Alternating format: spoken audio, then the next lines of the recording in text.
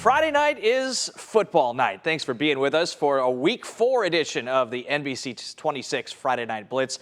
I'm Brandon Kinnard.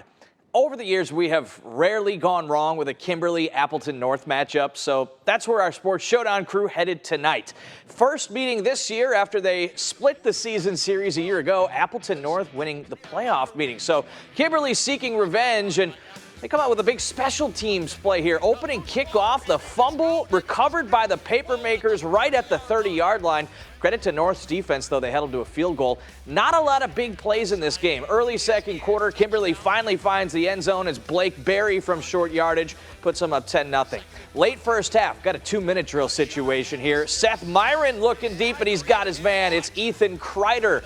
Take another look at this outstanding catch down inside the 10-yard line. Sets the Papermakers up right on the doorstep, and they capitalize. Here's that man again. Direct snap to Berry for the touchdown. 17-0 Kimberly lead at half.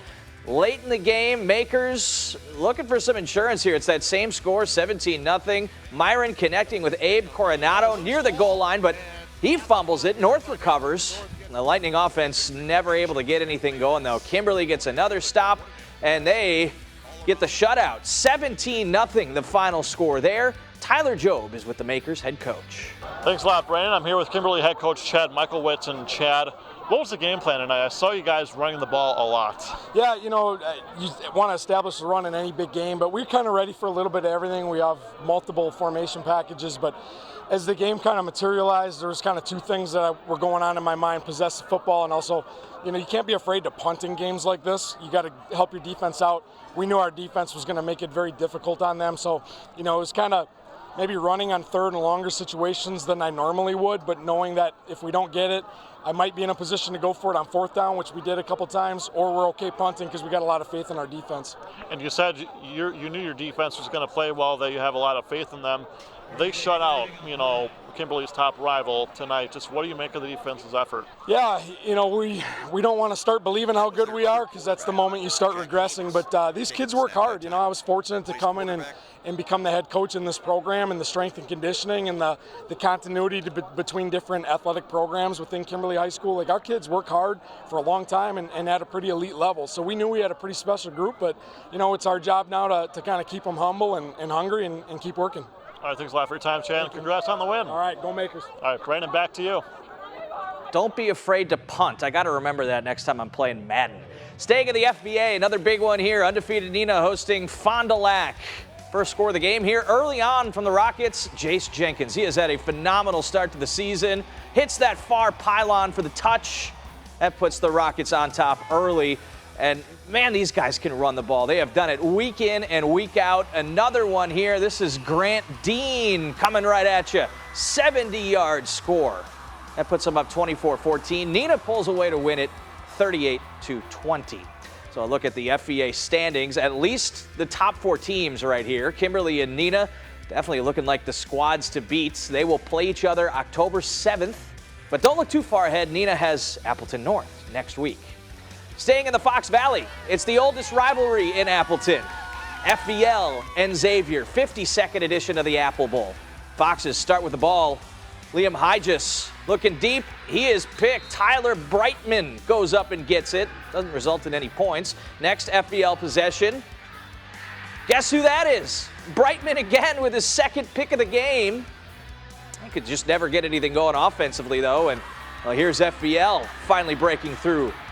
Jack Egan, nobody able to stop him, and bye-bye. Aaron Jones style there at the goal line. 7-0 FVL. Now it's 10-0 near the end of the first half. Hygis connects with Caven Dauberstein. That's a touchdown. Puts the Foxes up 17-zip.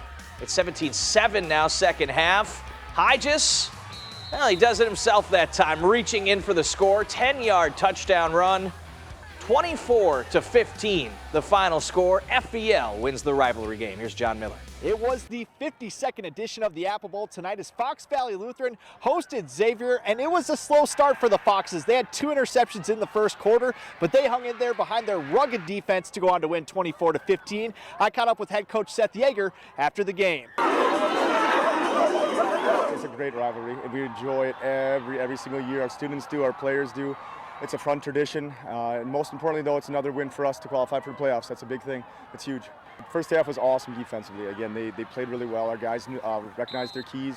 They made good tackles. Xavier got us in the second half, credit to them and their resolve and their no quit. So it ultimately came down to the end, and our defense did a great job. Just again, the resolve and the consistency that we've had. Again, we're going to have our ups and downs just like any other high school team, but again, the resolve to continue to do well. Next up for the Foxes, they travel on the road to Denmark, looking to go 5-0. Back to you, Brandon. Entering NEC play, that conference is a slugfest week in and week out. Packerland Conference not bad either. It's Southern Door and Bonduelle. Late first half, Noah Weir looking deep. He's picked. That's Southern Door's Jack Peterson, keeping the game scoreless, 0-0 at halftime. Third quarter, how about some points, folks? Drew Douse to Jack Peterson, the same Mr. Peterson.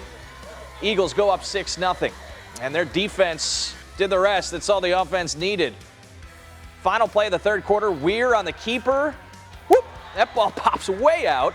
Southern Door recovers. They hang on to win a low-scoring, classic high school football game. 6-0 the final score in that one. More highlights coming up. We'll take you to the FRCC. Bayport and Pulaski facing off. Plus, the return of Robert, Big Bob Tunyon, expected to play for the Packers in the season opener. A closer look at the role he could play this season coming up. Welcome back to the Blitz. Let's get to some more highlights. Fox River Classic North Division, undefeated Bayport, undefeated Pulaski. Love those Pirates jerseys. The Red Raiders were making them earn everything, and Cole Benson earned it. A bunch of short runs on that drive, including that 1-yard touchdown, puts Bayport up 7-0. Their defense, every time I've seen them play, has looked so good. Jaden Montgomery filling the hole there for a third down stop.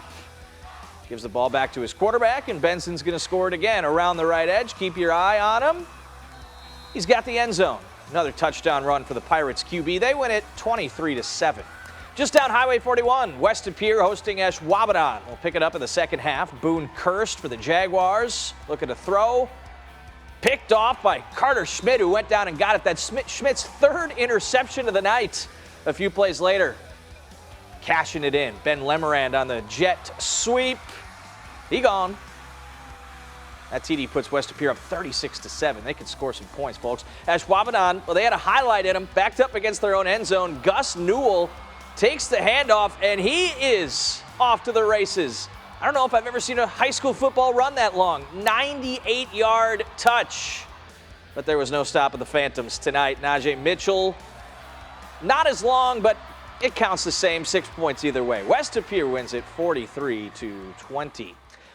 Early on in the FRCC North, well, about halfway already, looking like a two-horse race between West Pier and Bayport. They will play each other the last week of the regular season, October 14th. That could be a very, very fun matchup if